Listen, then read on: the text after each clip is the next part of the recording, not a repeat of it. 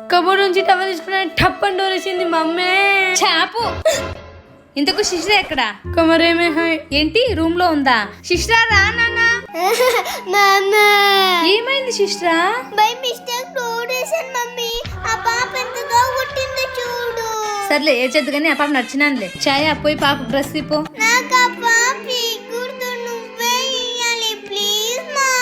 నేనే ఇయ్యాలనా? సర్లే మీరు కూడా పన్నా నేనే చేయలే పని. తీసుకొస్తా నాగు.